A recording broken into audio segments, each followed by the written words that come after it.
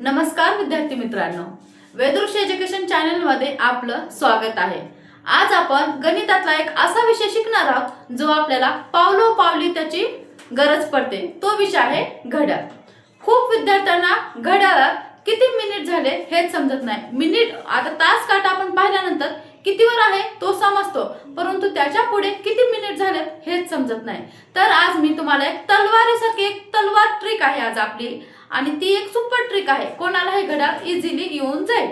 चला तर मग पाहूयात। आता बघा, इथं घड्याळ दिलेला आहे। या घड्याळामध्ये मुख्य 3 राजे आहेत। एक तास काटा आहे, मिनिट काटा आणि सेकंद काटा। हे 3 राजे आहेत। या 3 राजांची आपल्याला ओळख करून घ्यायची आहे। जो लहान असतो, जो आकुड असतो, थोडासा लहान असतो शॉर्ट मध्ये, तो असतो तास काटा। तो खूप शांत राजा आहे। त्याच्यानंतर थोडा लांब असतो, तो असतो मिनिट राजा। मिनिट राजा थोडासा पळत राहतो। आणि सर्वात पातळ असतो आणि लांबही असतो, तो आहे सेकंद काटा।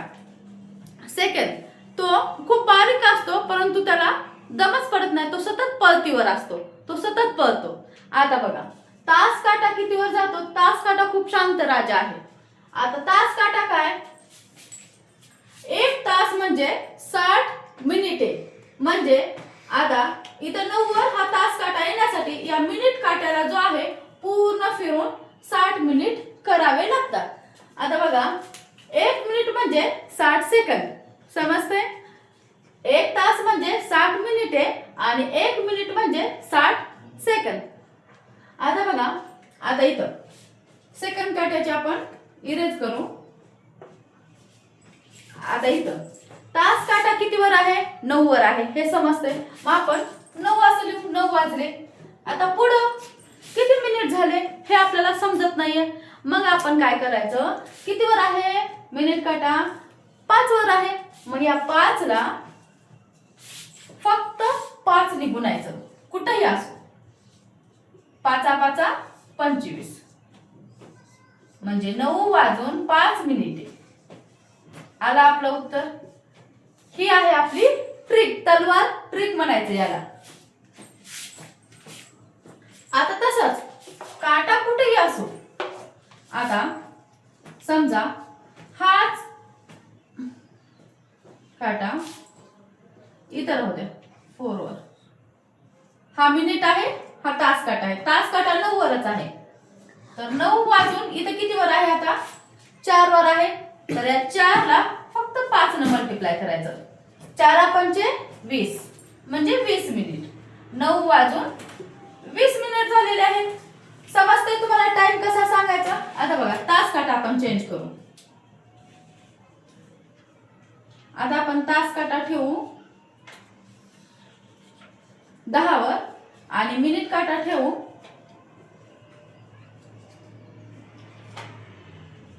इथं 2 वर। मिनिट काटा, आता तास काटा जो आहे हा 10 वर आहे, म्हणजे 10 वाजलेत हे आपल्याला समजतंय, 10 लिहिले आपण।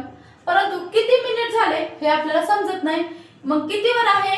2 वर आहे। मग या 2 ला फक्त 5 ने गुणायचं। हे आपली तलवार ट्रिक आहे, लक्षात ठेवा।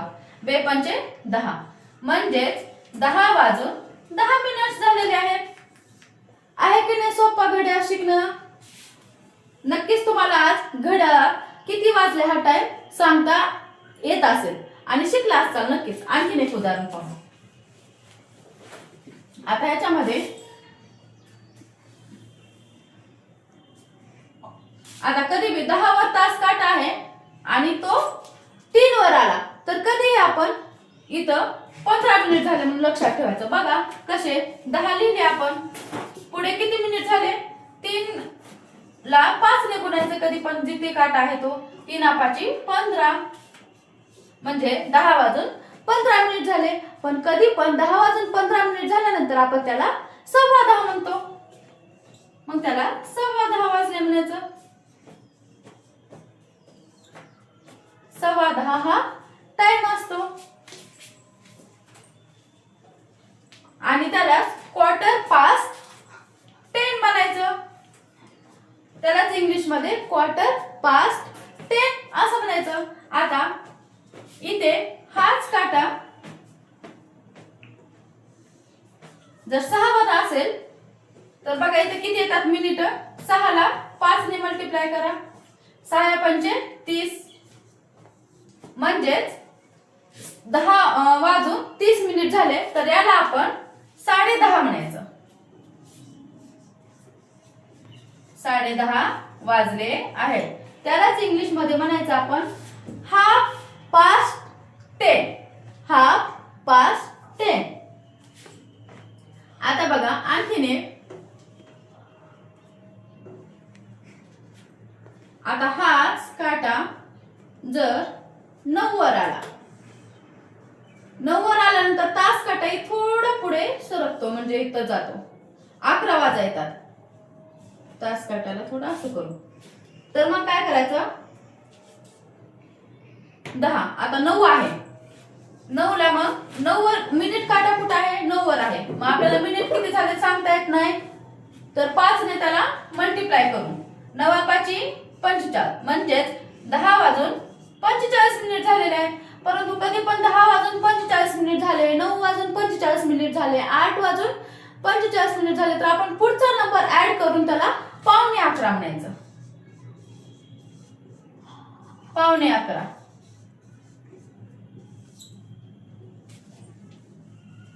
याला quarter to 11. Quarter to 11 English मध्ये म्हणायचं. म्हणजे इथं काटा असल्यानंतर जर इथे मिनिट काटा असेल तर 1.25, इथं असेल तर 1.5 आणि इथे असेल तर 1.25. पुढचा नंबर घेऊन 11:15 असं म्हणायचं. आणि कुठलेही आपल्याला मिनिट काढण्यासाठी त्याची एक तलवार ट्रिक तुमच्या लक्षात आहे ना. त्याला फक्त 5 ने मल्टिप्लाय करायचं. मिनिट काटा कुठेही असू द्या त्याला 5 ने मल्टिप्लाय करायचं म्हणजे आपल्याला किती मिनिट झालेत हे समजतं. चला नक्कीच तुम्हाला आज घड्याळ कसं वाचायचं आणि घड्याळात किती वाजले हे तुम्हाला सांगता येईल. जे पालक पाहत आहेत त्यांनी आपल्या मुलांना ही ट्रिक नक्की शिकवा. आणि जर कुणी नवीन असेल तर अशा छान छान ट्रिक्स गणित शिकण्यासाठी वेदृश्य एज्युकेशन चॅनलला नक्की सबस्क्राईब करा. चला आता आपण 12ला आपण AM आणि PM या संकल्पना समजून घेऊ. चला आता AM आणि PM हे आहेत. खूप जणांना हे कधी लावायचं हेच समजत नाही. तर रात्रीचे 12 ते दुपारी 12 आपण AM लावायचं. आणि दुपारच्या नंतर जेव्हा 12च्या नंतर काय सुरू होतं PM. PM दुपारच्या 12 नंतर सुरू झाल्यानंतर रात्रीच्या 12 पर्यंत PM असतं.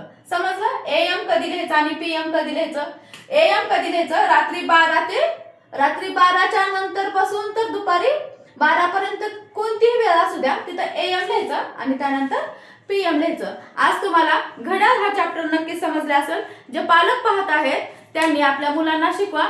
आणि प्लीज चॅनलला नक्की सबस्क्राईब करा, लाईक करा आणि ज्यांना गणिताची भीती वाटते त्यांच्यापर्यंत हा व्हिडिओ नक्की शेअर करा आणि असं छान छान गणित शिकत राहा.